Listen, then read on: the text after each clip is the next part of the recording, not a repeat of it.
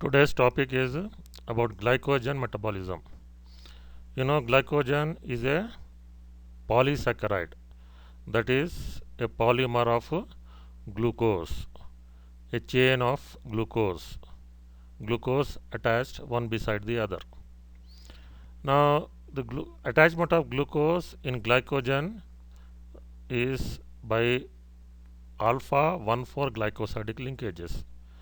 That is, two glucose molecules in glycogen are bound by alpha 1,4 glycosidic linkages. Now, in between, there are branches of glucose. Branch means a side chain, and at the branching point, the glucose is attached by alpha 1,6 glycosidic linkages. 1,6 linear chain, it is 1,4, and branching point, it is 1,6. Okay, this is the outline structure of glycogen. Now we'll see the metabolism of glycogen. Okay, metabolism means it includes both catabolism and anabolism. Okay, so this is the first sentence. So glycogen metabolism includes glycogenesis, anabolism, and glycogenolysis. Glycogen, this is the word glycogen.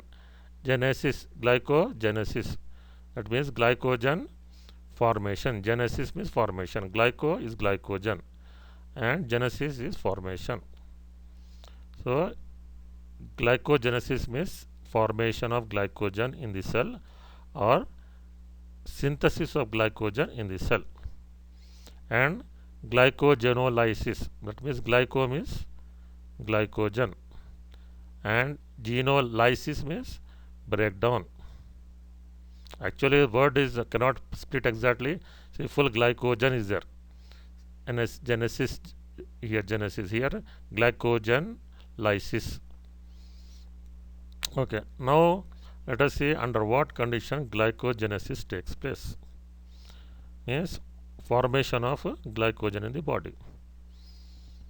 When we take glucose, this glucose is no doubt oxidized by glycolysis to give energy, ATP.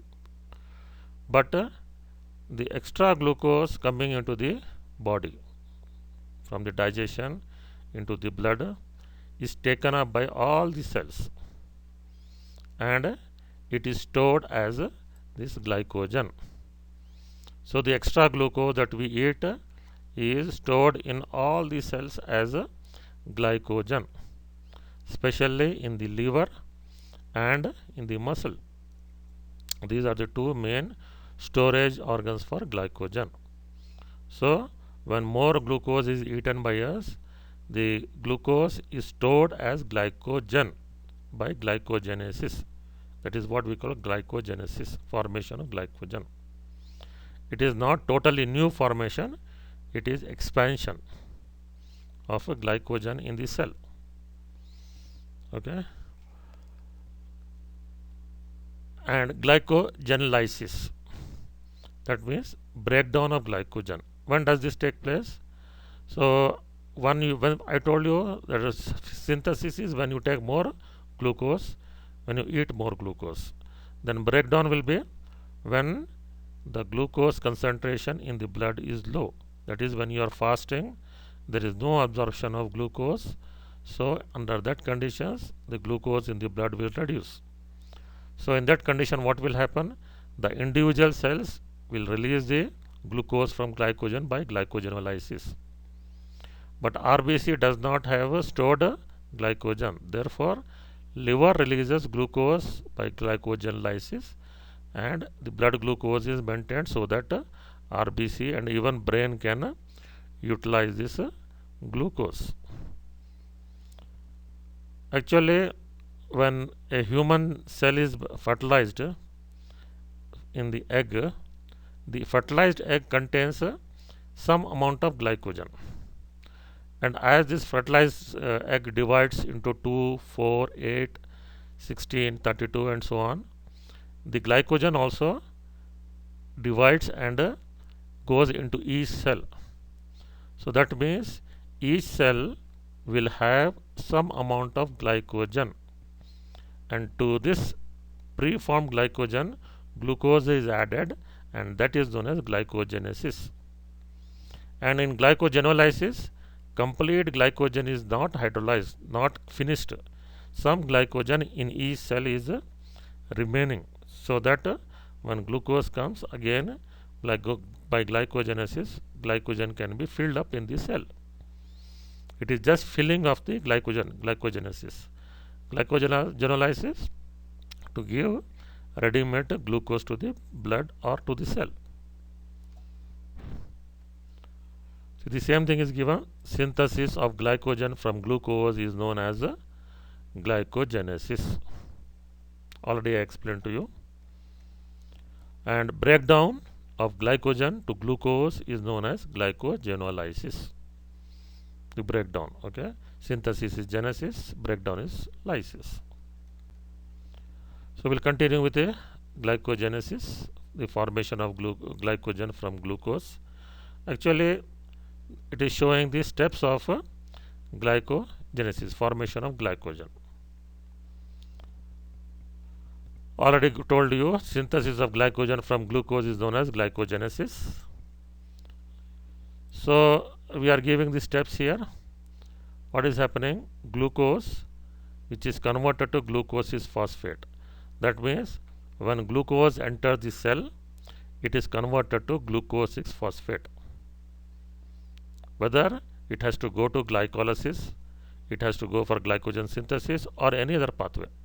First thing is glucose is converted to glucose 6-phosphate. That is what it is written here. Glucose converted to glucose 6-phosphate by glucokinase or hexokinase enzyme. Is mutated. Mutated means there is some change, mutation to glucose 1-phosphate. That means the phosphoric acid attached at the 6th position of glucose is shifted to the 1st position. And by the enzyme phosphoglucomutase. This is the enzyme. Mutation, change, shifting of phosphate group from 6th position, 6th carbon of glucose to the 1st carbon of glucose, phosphoric acid. This is the first reaction. And the second reaction is the substrate of the product of first reaction becomes the substrate of the next reaction. So glucose 1-phosphate, see, glucose 1-phosphate is attached to UTP, uridine triphosphate. It is a high energy phosphate group, we call high energy compound. So for synthesis of glycogen, energy is required because there is more of glucose, therefore more energy will be there. Only then glycogen formation can take place. So glucose 1-phosphate is attached, is linked to UTP by the enzyme glucose 1-phosphate uridyl transferase. Other name is pyrophosphorylase. Okay, the enzyme is enzyme glucose 1-phosphate uridyl transferase. Uridyl means uridine, forming UDP glucose. That means there is just attachment of UDP with glucose. Exact reactions we'll see in the next slide. What is happening, enzyme, coenzyme and all. Reaction will be given in the next slides. Okay. Now next reaction, glycogen synthase. An enzyme adds glucose to the glycogen primer. What is this glycogen primer? Preformed glycogen with a few glucose units. I told you in the first slide that the egg cell contains some amount of glycogen, and when this egg cell after fertilization divides into two, glycogen also divides and goes into each cell, and that is known as glycogen primer, first glycogen of the cell. Even in 4 cells, the glycogen will be divided and distributed into 4 cells, 8 cells, 16, 32, all cells will get glycogen. And when the human body is completely developed, each cell will have some amount of glycogen, and that we call it as glycogen primer. That is a preformed, already formed glycogen with some or few glucose units. So what is glycogen synthase enzyme doing? it is adding glucose to glycogen primer by making alpha 1 for glycosidic linkages. I told you in the beginning that glucose in the glycogen is linked by alpha 1 for glycosidic linkages. And this enzyme, glycogen synthase, is known as the key enzyme of glycogenesis, formation of glycogen. Glycogen synthase is the main enzyme. Then I told you there are some branches in the glycogen. How these branches are formed? By branching enzyme. Chemical name is glycosyl 4,6 transferase. What it will do? It removes 6 to 7 glucose units from the linear chain and transfers them to the other chain and attaches by alpha 1,6 linkages, therefore creating a branching point. Anyway, this is a complex sentence. It can be explained only with the structures. So in the coming slides I will explain to you by structures. Now we'll understand the mechanism of glycogenesis, the formation of glycogen. In the previous slides the text was given how glycogenesis takes place. Now in this slide we'll understand exactly how glycogenesis takes place graphically. Okay, so this is glucose. So as I told you already, when glucose is more in the blood, when we eat more, glucose keeps on accumulating in the blood and all the cells, their energy level is full. So in that condition, in all the cells, glucose is stored in the form of glycogen. So we are seeing how this glucose is stored as glycogen in all the cells, especially in the liver and muscle. Okay, so when glucose enters the cell, it is first converted to glucose 6-phosphate.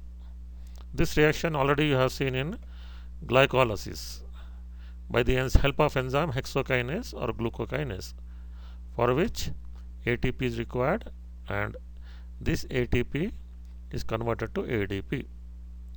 Wherever ADP, ATP is there, magnesium ions are involved there.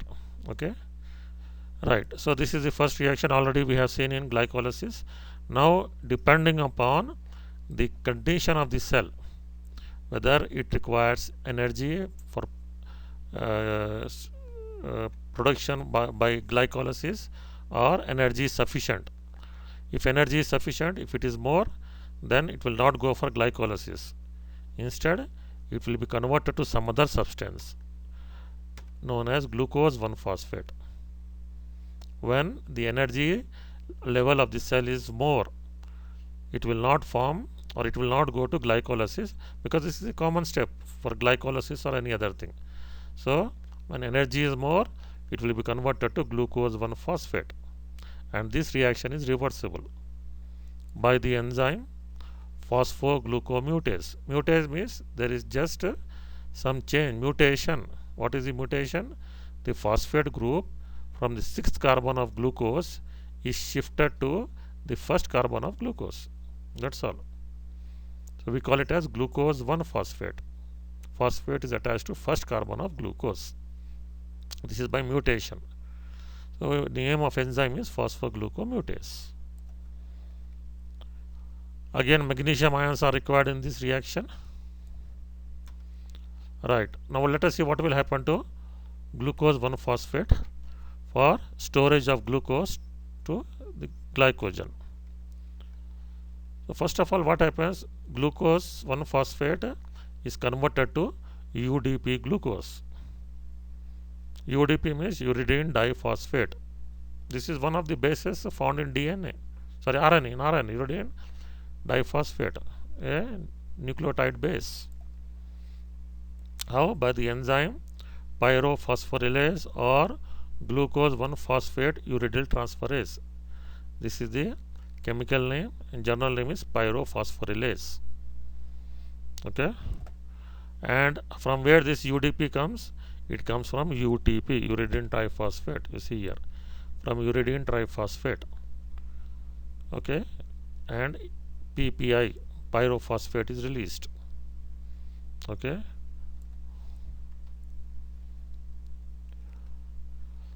Now,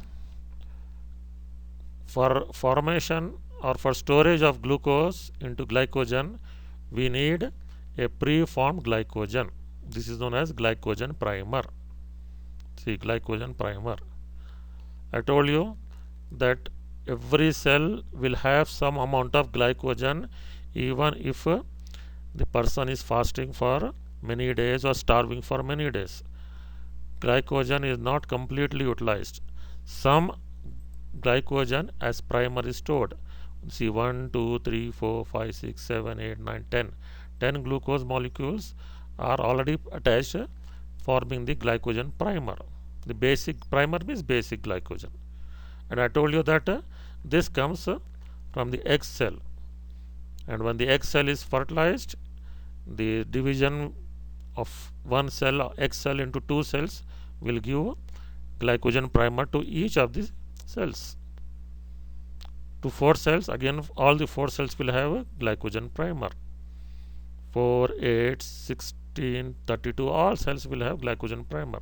And when an adult is formed, when the human body is completely formed, all the cells will have this glycogen primer.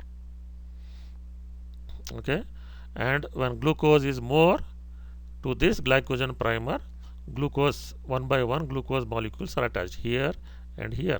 Even at this point it may be attached.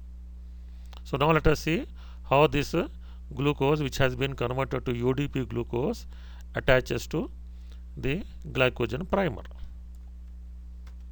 See here. So we are saying taking graphical here, and here just the reactions. This side you will see the reactions, and this side you will see the graphical makeup of the glycogen, the buildup of glycogen. So the same UDP glucose, see UDP glucose, this is the structure of UDP glucose. Okay, now we are seeing how this UDP glucose attaches here, here and here. This is graphical representation. The enzyme here is glycogen synthase. I already told you this is the key enzyme of glycogenesis. This is the key enzyme, also known as glucosyl transferase. Okay, so now we'll see to the glycogen primer how this is added.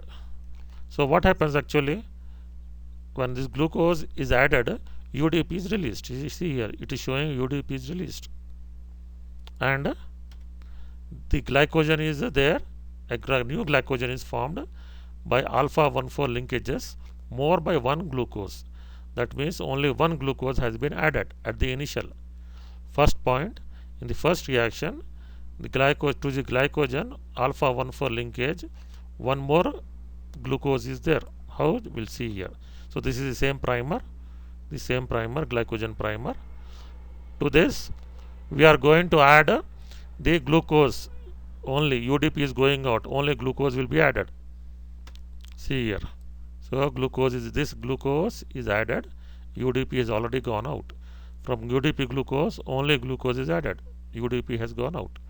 And so the glycogen with one more glucose unit has been formed. So now like this UDP glucose, many molecules will come because glucose is very high in the blood.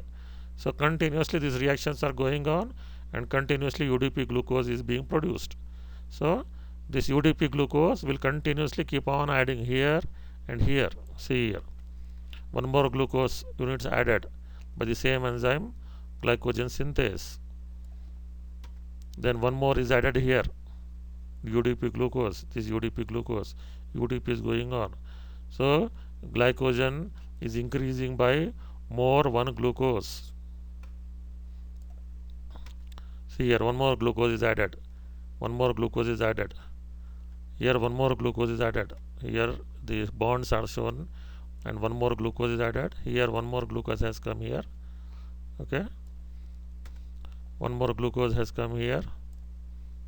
Then one more glucose keeps on adding by the same enzyme glycogen synthase or glucosyl transferase, and one more glucose molecule has been added here, and the last one will be added here. I will show some.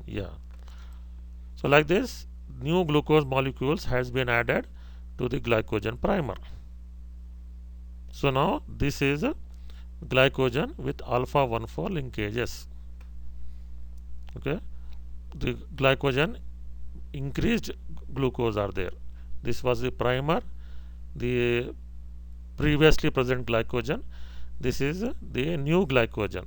If the glucose concentration in the blood is more when you are eating more and more glucose, so glycogen is formed with alpha 1,4 linkages only. Now I told you glycogen contains some branches. So you see here alpha 1,6 linkage at this point. This glucose and this glucose is linked by 1,6 linkages, whereas the next glucose by 1,4. It is shown here, see 1,4. All these are 1,4 linkages, whereas these two, between these two, the glycosidic linkage is 1,6. Alpha 1,6 glycosidic linkage between this glucose and this. That is known as branching point. So if glucose keeps on increasing, what happens? There will be continuous addition of glucose and the chain keeps on elongating, increasing. But if it chain keeps on increasing, it may occupy the cell, it will increase the cell size. So what will happen? There will be branching. Some amount of glucose from this will go and attach here and branch here, somewhere here. Branch so that the glycogen become compact to be packed inside the cell. However, this happens, I am showing here. So in the next reaction, see here what happens by the enzyme glucosyl transferase, known as 4,6 transferase or branching enzyme. This is same branching enzyme, glucosyl 4,6 transferase. What it will do? It will cut these many glucose molecules. See here, it is cutting these many glucose molecules. Okay, again I'll show here this one. So it is cutting these many glucose molecules, and then what it is doing? See here, like this. It is transferring from here to here. This many glucose units will be transferred here by the branching enzyme or glycosyl 4,6 transferase. Okay, 4 to 6, 1,4 to 1,6, 4,6 transferase. How? You will see next. See here, the same structure is shown here. Now this many, okay, this one, these glucose units will go to here, forming 1,6 glycosidic linkages. You see here how it goes now. See, so it has been shifted. Okay, here by bonding with 1,6 glycosidic linkages. See one more time. So it is being shifted. You see here. See here. Okay, like this shift will be there and branch will be formed. Now glucose can be added here to this one also, to this one also. Okay, and after it becomes long, some more glucose units will come and attach here or this side, and a compact glycogen molecule will be formed. So that is what is shown here. See here, new glycogen is formed with profuse branching. That means so much of branching is there, containing both alpha 1,4 and alpha 1,6 linkages. Okay, so this is glycogen, new glycogen, profuse new glycogen with profuse branching, alpha 1,4 and 1,6 linkages. Okay, so this is how the mechanism of glycogenesis takes place. So don't worry, all these things will not be asked to you in the exam. Only what is glycogen, which are the key enzymes. Okay, and the key enzyme will be glycogen synthase. Okay, we may ask you branching enzyme, how there is shifting of glucose, maybe by branching. These two enzymes will be asked, glycogen synthase and branching enzyme only. Just for understanding, all these mechanisms are given. Okay, right. Now we will take up the next the topic, that is same, glycogenolysis. That is glycogen lysis, breakdown of glycogen. So breakdown of glycogen to glucose is known as glycogenolysis. breakdown of glycogen to glucose is known as glycogenolysis. Okay, glycogen phosphorylase is the key enzyme of glycogenolysis.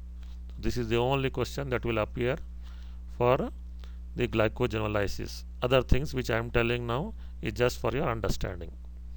Okay. Now the mechanism of glycogen. What happens? This enzyme glycogen phosphorylase, it acts only on alpha 1,4 glycosidic linkages. Okay, and thus releases glucose units one by one from the linear chain till 3 or 4 units near the branching point are left over. Again, to understand this big sentence, graphical representation is required. That will be shown in the next slide. How exactly glycogen phosphorylase acts on the alpha 1,4 glycosidic linkages and releases glucose one by one, only from the linear chain, not from the branching point. So how many glucose units it will release? All the glucose units till 3 or 4 glucose units near the branching point are remaining. Okay, to understand this, anyway, graphical representation are given next. You can understand. We will first complete the sentences. So the remaining 3 glucose units that was left by the glycogen phosphorylase. So the remaining 3 glucose units linked by alpha 1,4 glycosidic linkages are transferred to another linear chain by enzyme glucose transferase. So an enzyme known as glucose transferase takes those 3 glucose units from the linear chain and transfers it to another chain with alpha 1,4 linkages. Finally, what happens? If 3 are released, one glucose will be left out. So thus leaving one glucose residue linked with alpha 1,6 glycosidic linkage. So one glucose will be left at the branching point with alpha 1,4 glycosidic linkage, which is acted upon by debranching enzyme. This is another enzyme. Sometimes you may ask you this debranching enzyme known as amylo 1,6 glycosidase, and releases free glucose, thus releasing free glucose. Okay. So what is this slide shows the remaining 3 glucose units linked by alpha 1,4 linkages are transferred to another linear chain by the enzyme glucose transferase, thus leaving one glucose residue linked with alpha 1,4 glycosidic linkage, which is acted upon by debranching enzyme amylo 1,6 glycosidase, and thus releasing free glucose. How? We'll see graphically in the next slide. This is graphical or diagrammatic representation of glycogenolysis, that is breakdown of glycogen. So we'll start with glycogen. This is glycogen. Okay, having a branch here showing branch glycogen. The linear chain has one of alpha 1,4 glycosidic linkages. At the branching point, it is 1,6 glycosidic linkage. So for glycogenolysis, first the key enzyme, that is glycogen phosphorylase, comes into action, and it will act on alpha 1,4 glycosidic linkage, releasing the glucose molecule as glucose 1-phosphate. See here, this one. Okay, so glucose 1-phosphate is released here. Okay, from where this phosphate has come? It has come from the inorganic phosphate. So after release of one glucose molecule, this glycogen has now less one glucose. So it is less by one glucose. The glycogen is less by one glucose. So this glycogen also same thing is less by one glucose.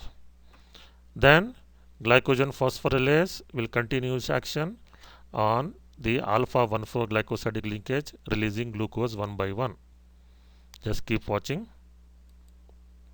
So glucose is released as glucose 1-phosphate, one more, and the other chain, blue color, glucose is coming and the chain is reducing. Okay, degenerating chain, glucose is converted to glucose 1-phosphate continuously, and this ends the action of glycogen phosphorylase. When it stops when at least 4 glucose molecules are attached near the branching point. See here, 1, 2, 3, 4. Right? Here also there are 1, 2, 3, 4. Four glucose molecules, so glycogen phosphorylase stops its action. Then let us see what will happen. These 3 glucose molecules in purple color, they will be shifted from here to the other chain by attaching as alpha 1,4 glycosidic linkages. See this. So the same molecule has been taken. This is same molecule. Okay. So we'll see how these 3 glucose molecules are shifted and attached here, like this. So these 3 glucose molecules are shifted here. This is shown in the box dotted lines. Okay, this is how it goes here, right? So the enzyme glucose transferase shifts these 3 glucose molecules to other chain by attaching it with alpha 1,4 glycosidic linkages. Just watch here. So this chain is shown without this. Now we are going to shift these 3 molecules here. Just watch how it is going. See, it is going there and attaching up. Okay. So the linear chain has now increased with 3 more glucose molecules. It has been shifted from here to here. So all these are alpha 1,4 glycosidic linkage. Now there is only one glucose left over here with alpha 1,6 glycosidic linkage. Now you may be wondering what is alpha 1,4,1,6. So the glucose of see, the first carbon of one glucose is attached with the fourth carbon of the next glucose. Okay, here the glucose of 1 is attached with the sixth carbon glucose. Okay, that is the first carbon of this glucose is attached with the sixth carbon of the other glucose. That's why we say alpha 1,6 glycosidic linkages. So now this glucose molecule is released. Okay, that is next enzyme cuts this alpha 1,6 glycosidic linkage and releases free glucose, not glucose 1-phosphate. It is free glucose. How this is it? This is the enzyme debranching enzyme, also known as amylo 1,6 glycosidase. Okay, so this enzyme cuts the alpha 1,6 glycosidic linkages and releases free glucose. Just see the reaction here. See here, free glucose, that is unbranched glycogen. There is no branching now, and free glucose is released. Okay, so this is the mechanism of the glycogen lysis, how the glycogen is broken down. Now glycogen phosphorylase keeps on breaking this alpha 1,4 glycosidic linkage glucose, the linear chain. Wherever branching point comes, the debranching enzyme comes and releases glucose, and this glucose can go directly into the bloodstream and be utilized by RBC or other tissues. Okay, right. Now we'll see what will happen to this glucose 1-phosphate released from the linear chain, here, wherever it is. Okay, so this glucose 1-phosphate is acted upon by the enzyme phosphoglucomutase in a reversible reaction where magnesium is required, and the product formed is glucose 6-phosphate. Okay, now this glucose 6-phosphate will then be acted upon by glucose 6-phosphatase, that is cutting the phosphate group and releasing glucose, free glucose.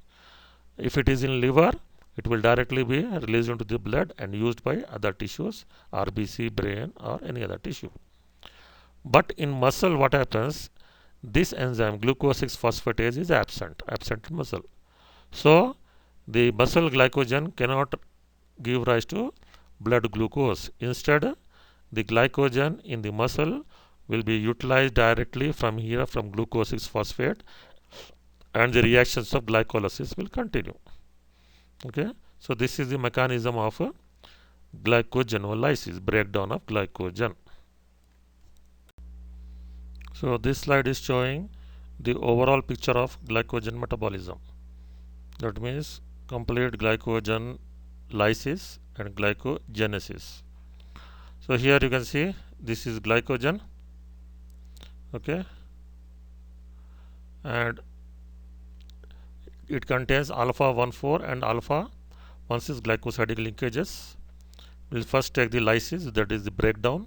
So here you can see the arrow, glycogen phosphorylase, okay, in the with the help of glucose transferase and debranching enzyme, it can release free glucose. That is, glycogen by glucose transferase and debranching enzyme releases free glucose, whereas with the help of glycogen phosphorylase, glucose 1-phosphate is released. This by a reversible reaction with the help of enzyme phosphoglutamate and magnesium is converted to glucose 6-phosphate, and this glucose 6-phosphate is converted to glucose by glucose 6-phosphatase. Inorganic phosphate is required, water is released, and this glucose is released into the blood used by other tissues, whereas in muscle this enzyme is absent, so glucose 6-phosphate undergoes glycolysis. Now coming to the synthesis of glycogen. We'll start with glucose. When glucose is more in the blood, glucose is trapped as glucose 6-phosphate, wherein it is written reverse here. ATP is converted to ADP. It should be, the enzyme is hexokinase to glucokinase, okay, and the same reversible reaction, phosphoglutamate converts glucose 6-phosphate to glucose 1-phosphate, okay. Then when UTP is taken, inorganic pyrophosphate is released with the help of enzyme UDP, glucouronyl pyrophosphorylase, and a UDP diphosphate glucose, UDP glucose is formed, and this UDP glucose with the help of the key enzyme glycogen synthase attaches one glucose molecule to the glycogen primer. This is glucose extra by 1 glucose alpha 1,4 glycosyl linkages, okay. Then the branching enzyme will transfer some units, okay, to the branching point through the 1,6 linkages, and a branched glycogen is formed. This is summary of the glycogen metabolism. Okay, how glycogen metabolism is regulated? Now, glycogen metabolism regulated by action of hormones. Epinephrine or adrenaline stimulates glycogenolysis both in muscle and liver. Okay. Glucagon stimulates glycogenolysis only in liver. So this is also a probable question in the exam. The hormones that stimulates glycogenolysis in muscle and liver are epinephrine, but only in liver is glucagon. Okay. So glucagon is only in liver, but epinephrine both in muscle and liver. Whereas insulin inhibits glycogenolysis. Okay, inhibits insulin will stop the breakdown of glycogen, but promotes glycogenesis, that means formation of glycogen. Now, glycogen storage disorders. These are genetic disorders. I already explained to you what are genetic disorders. That is, the enzymes in our body are synthesized from the DNA, and that part of DNA which synthesize a particular enzyme or a set of related enzymes are known as gene, and this gene has nucleotide base arranged in a sequence, just like the alphabets arranged in the sequence glycogen, GLYCOGEN. This sequence we can read that it is glycogen, and we understand the word as glycogen. So in the DNA gene also, the adenine, guanine, thymine, cytosine, they are arranged in a sequence, and this sequence will be read by this cell and understand it that a particular protein has to be synthesized. So just now we have seen the enzymes of glycogenesis and glycogenolysis. And these enzymes are synthesized from the DNA.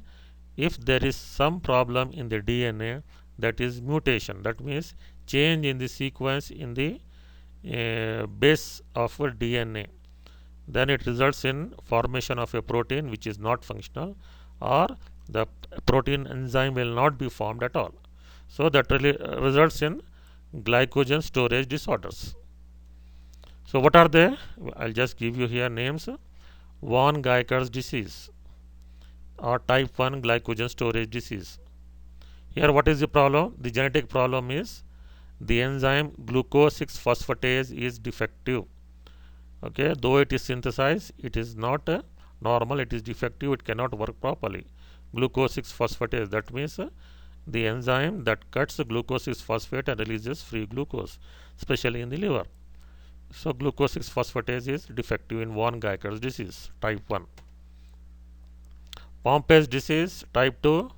Here the enzyme alpha 1,4 and alpha 1,6 glucosidase is defective in lysosomes only.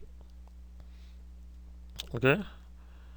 Next is McArdle's disease type 5. Here the enzyme phosphorylase is defective in muscle.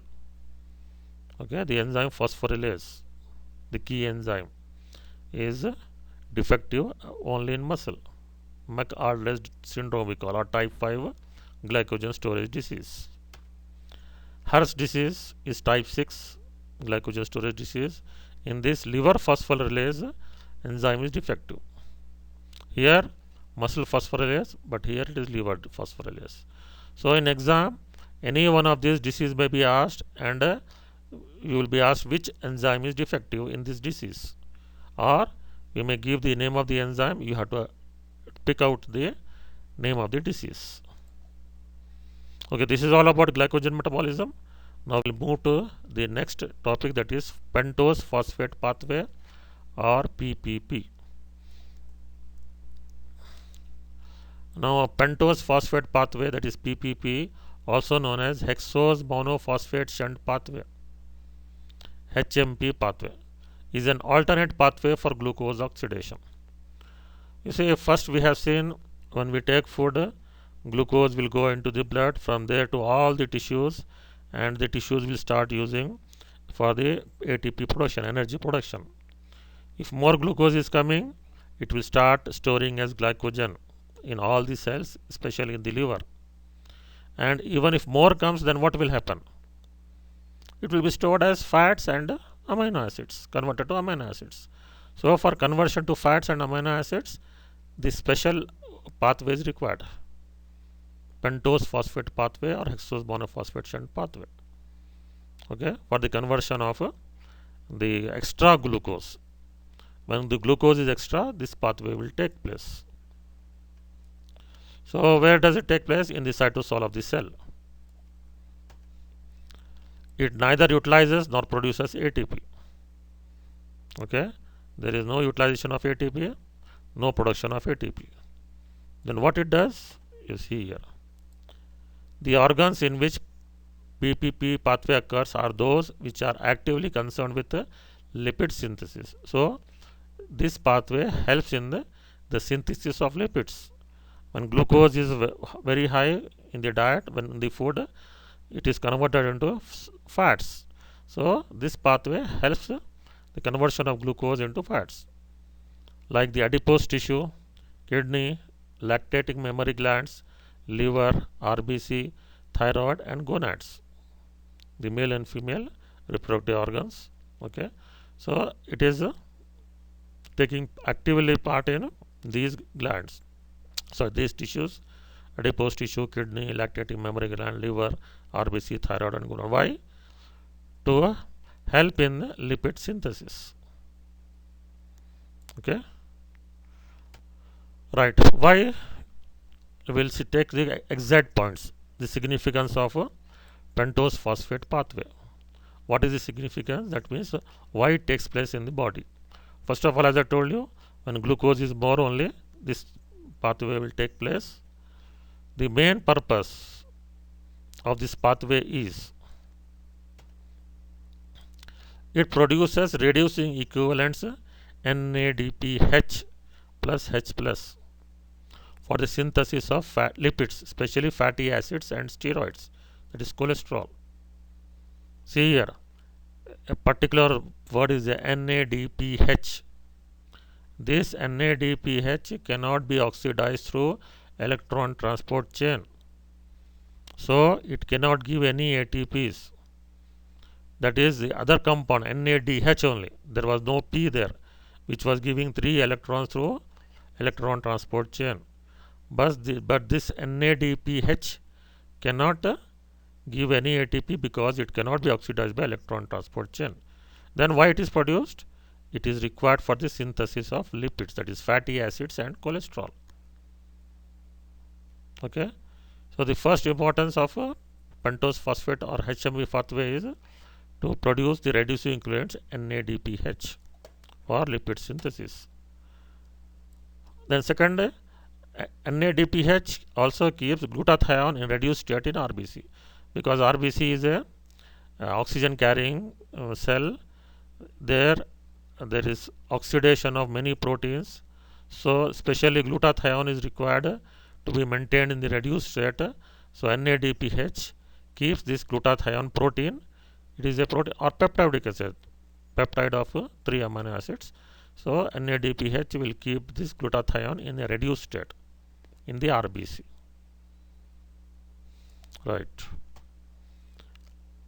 And the third point or third importance of pentose phosphate pathway is it generates ribose sugars, that is pentose phosphate, okay, for the formation of nucleic acids.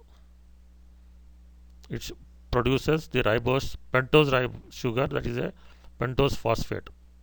Ribose sugar, you know, DNA RNA contains ribose sugar. Okay, it is a pentose with the phosphate group. So it produces, the pentose phosphate pathway produces ribose sugar, phosphated ribose sugar. Why? For the synthesis of nucleic acids. So when glucose is more, it diverts itself for the help of producing of lipids and keeping glutathione in reduced state, and also provides ribose sugar for the formation of nucleic acids. So this completes the carbohydrate metabolism. In each lecture I told you what type of questions will come. In pentose phosphate pathway you will get the significance only. What is the significance? Production of NADPH and ribose sugar. Okay, this is significance of pentose phosphate pathway. Likewise, glycogen metabolism, I told what are the probable questions. There only you will be asked what are the key enzymes for glycogen synthesis and glycogenolysis, key enzymes, and the storage diseases, glycogen storage diseases, names and enzyme defect.